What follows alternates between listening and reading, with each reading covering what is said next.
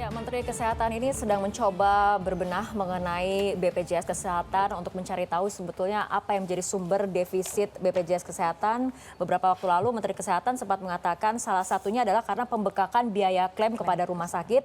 Dan ini salah satu penyebabnya adalah karena adanya rekomendasi dari dokter untuk memberikan operasi seksio ataupun sesar kepada ibu yang akan melahirkan. Seperti itu. Dan kalau misalnya kita lihat dari data memang dari BPS Watch saja yang mengatakan dari jumlah ibu yang melahirkan dari Januari hingga November untuk yang melakukan operasi seksio sesar ini ada sekitar 584.000, sementara yang persalirannya secara normal hanya 273.000.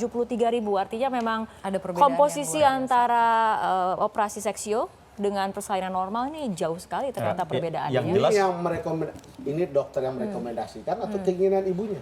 Ada itu bisa dua-duanya bisa dari dokter. Yang jelas bisa kalau dari saya ibunya. jadi presiden, Bang, saya senang nih kalau melihat menteri-menteri di Kabinet Indonesia Maju ini berlomba-lomba untuk membuat tobrakan. Kita setiap minggu dihadirkan saja ada satu isu-isu besar. Sekarang ada sesuatu yang terungkap. Ini ya dari ada sesuatu yang harus dibahas. Kalau lihat radikal menteri-menterinya ya. Kalau lihat begini ya, saya sendiri mempertanyakan bagaimana dokter bisa merekomendasikan 584.000 ibu melahirkan dengan sesar, seksio. Ini 273.000 persalinan normal. Ini problemnya, ada pertanyaan, apakah memang kan ini kan untuk operasi sesar itu harus ada pertimbangan medis yang betul-betul extraordinary. Karena kalau tidak, orang lalu kemudian berpikir ada mafia juga di situ. Dokternya ingin dibayar mahal, rumah sakitnya ingin alatnya dipakai, dan itu juga sebenarnya duit, ada rumah sakit dengan tenaga medis yang idealis begitu, tapi sayangnya juga kalah pamor. Saya punya pengalaman sendiri ketika istri lahiran pertama. Melahirkan bukan ya? Istrinya yang melahirkan. Di salah satu rumah sakit di Jakarta Selatan, itu memang diharuskan sesar karena ada traumatis dari istri karena yang pertama meninggal. Sampai di sidang, Bang Don, Kanian juga Rara, di sidang dalam tanda kutip oleh rumah sakit, kenapa kamu meminta operasi sesar? Tunjukkan alasannya, buktinya sampai didampingi. Itu di rumah sakit yang ini ya?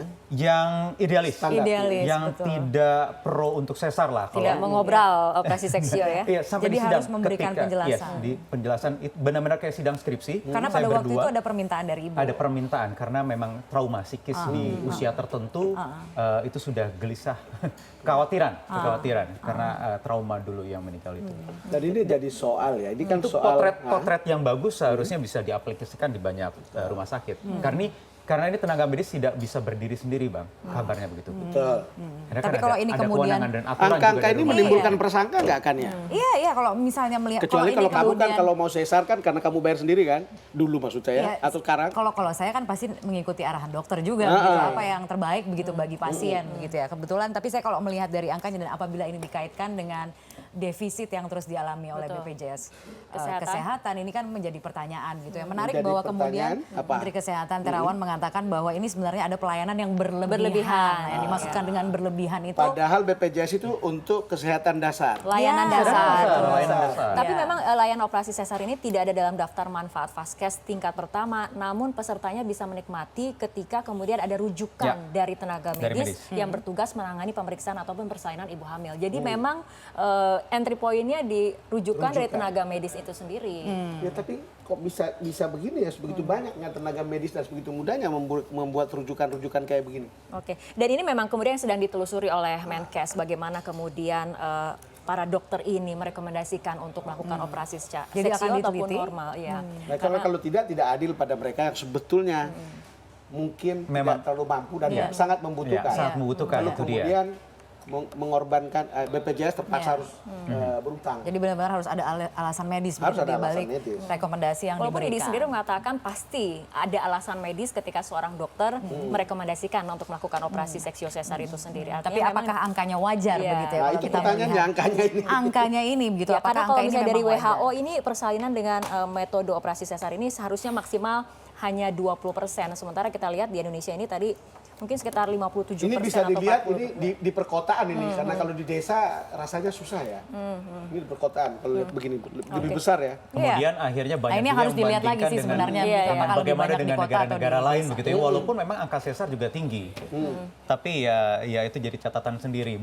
Ya, salah satunya membandingkan bahwa di negara lain atau barat melahirkan normal, pagi lahir, sore pulang gitu ya, Rara ya. Iya, Di sini Rara berapa hari?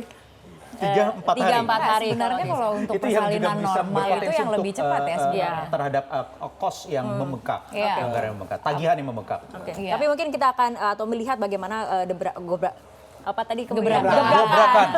Gebrakan yang dilakukan oleh terobosan Menteri ya. Kesehatan, Ah, ya. apakah follow up-nya seperti apa untuk menurunkan tadi Tagihan. biaya klaim ke rumah sakit akibat operasi sesar diantaranya. Kita tunggu saja langkah-langkah berikut dari Menkes. Melahirkan itu kan bisa direncanakan. Dan Iya. sebetulnya bisa Direncanakan kalau dengan seksio ya sebenarnya. Minggu Kalau depan ada persalinan dong. Tapi normal jangan lupa tidak bisa. keselamatan ibu dan anak itu yang nomor 1 ya. Minggu depan ada dobrakan apa lagi dari Menteri-Menteri Jokowi? Oke, baik. Ya oke, tadi kita sudah mengakhiri perbincangan mengenai sumber defisit dari BPJS Kesehatan sekaligus mengakhiri perbincangan kita dalam Metro TV Newsroom untuk malam hari ini. Jangan lupa Kamis depan pukul 20:05 waktu Indonesia Barat, Metro TV Newsroom akan kembali hadir untuk Anda. Sampai jumpa minggu depan.